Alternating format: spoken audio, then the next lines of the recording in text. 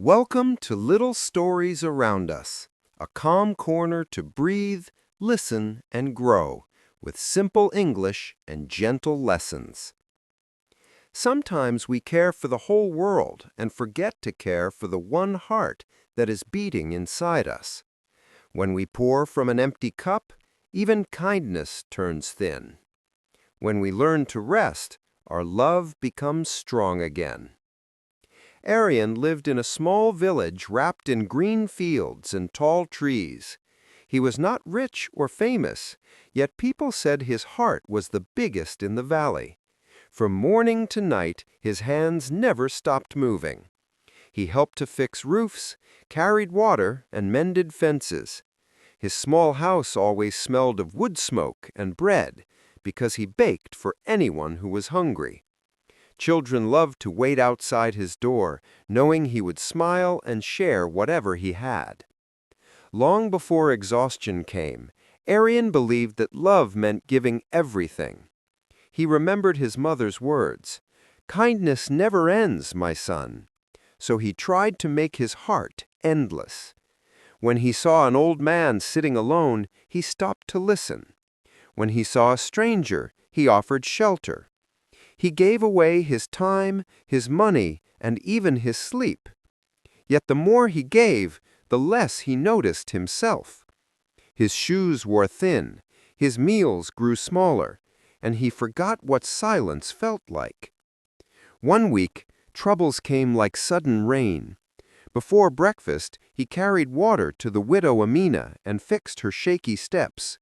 Then he repaired a neighbor's broken fence that had been bending in the wind for months. After that, he pushed his body across rough soil until the sun fell.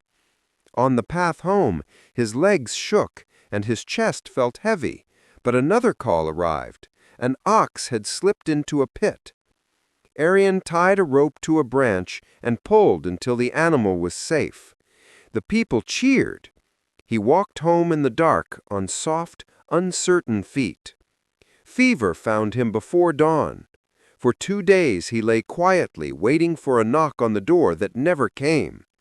People loved him, yes, but they assumed he was out helping someone else. The house was silent except for the small drip of a leak. As he stared at the stain on the ceiling, a thin thought passed through his mind. I gave my heart to everyone, but no one is here when I need them. On the 3rd day, a traveling monk entered the village with a staff and a morning soft smile. Seeing Arian's open door, he stepped inside, lifted his head, and poured water into his hands. "Drink," he said. When Arian's eyes cleared, the monk asked, "Why are you alone, son?" "Because I forgot to care for myself," Arian answered. "I kept pouring and my cup went empty." The monk nodded. "You cannot light other people's lamps if your own flame has gone out. Love is a river.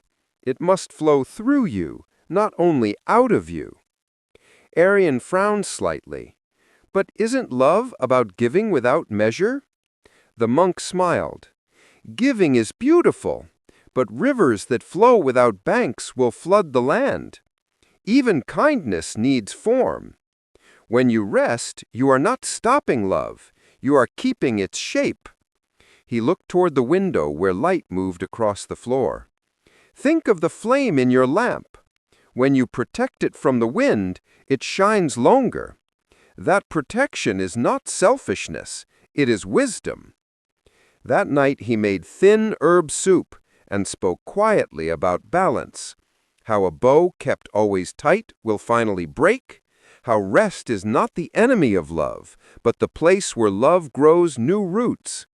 Arian listened, half asleep, but fully awake inside.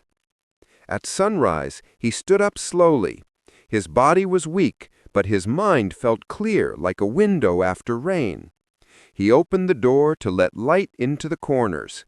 He swept the floor, washed the dishes, and climbed carefully to replace the broken tiles. By the doorway, he pressed seeds into a small square of soil and covered them as gently as if tucking a child into bed. Passers-by whispered, "Arian has changed. He helps less." Arian smiled and said, "I am still helping. I am starting with myself." Days turned into weeks. He ate breakfast sitting down instead of swallowing on the run. In the evening, he walked to the river and let the orange light rest on his skin. He moved with the water's quiet rhythm. When people asked for help, he no longer always said yes.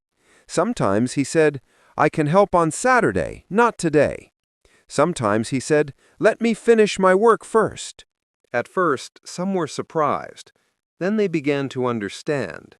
Arian's kindness did not shrink. It grew clean and steady. Amina visited with a basket of dates. "We thought love meant giving everything away," she said with a playful smile. "But you look peaceful now." "When I love myself, my love for others is not tired, it is full." The village began to change. Neighbors fixed their roofs before the rains. They planted small gardens and shared extra food. When they needed help, they asked without shame. When they offered help, they set clear boundaries. Once a week, under the tall tree by the well, Arian invited everyone to meet for 15 calm minutes. They made a list of repairs and needs. Each person chose tasks that fit their strength. He taught them how to say yes with honesty and no with grace. "A no that protects your health," he said, "is a yes to the future." Children often followed him after the meeting. "Teacher Arian," one girl asked, "how do we know when we need to rest?" "When your laughter disappears," he said gently, "it is time to sit by the river." Another boy added, "But what if others still need us?" "Then you rest faster," Arian said with a wink, "because the world needs your strength, not your exhaustion." They laughed, chasing each other through the grass while Arian watched, feeling the quiet joy of balance. Not every morning was perfect. Some days old worries returned. Would people call him selfish if he did not arrive at once? He stood by the river and watched the water move around stones. "The river does not apologize for flowing," he told himself. "It simply flows." And so he walked back home and watered his small plants. Their stems grew strong and their colors deep. They taught him how to stay. One afternoon, thunder rolled over the hills and the first drops fell like cool coins. A child ran to Arian's door. "Our roof is leaking again. Can you help?" Arian looked at the sky, then at the tools by his doorway.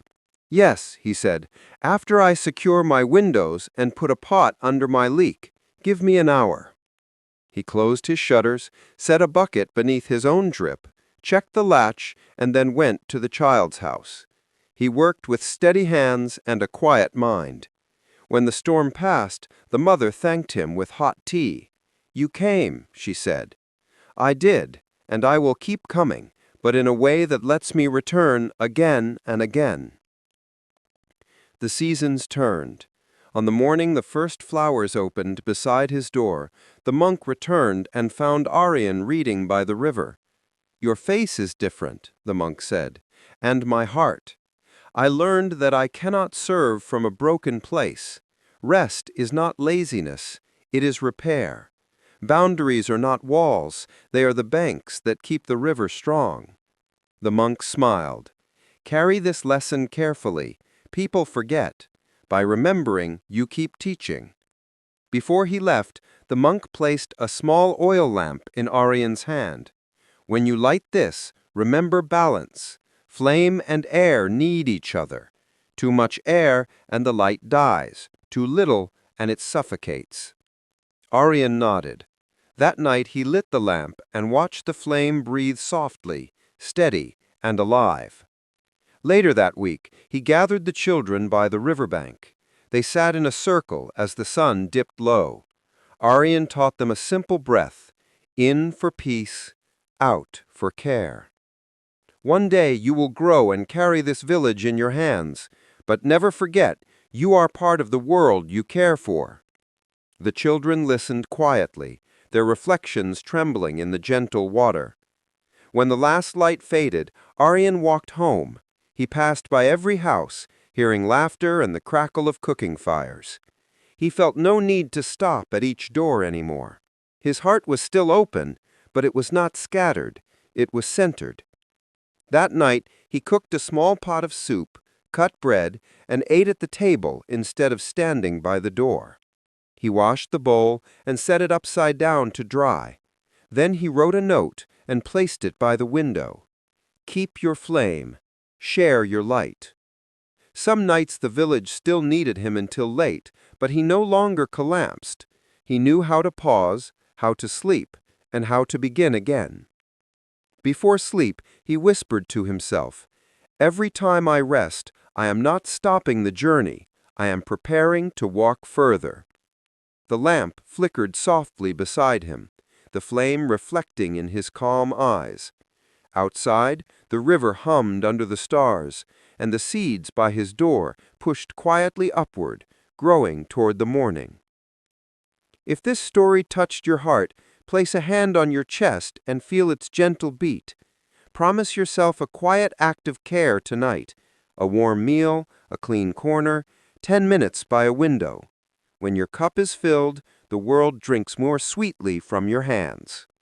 If you enjoyed this calm story, please like, share, and subscribe to Little Stories Around Us to learn English gently every week. See you in the next story, and take care of your dreams.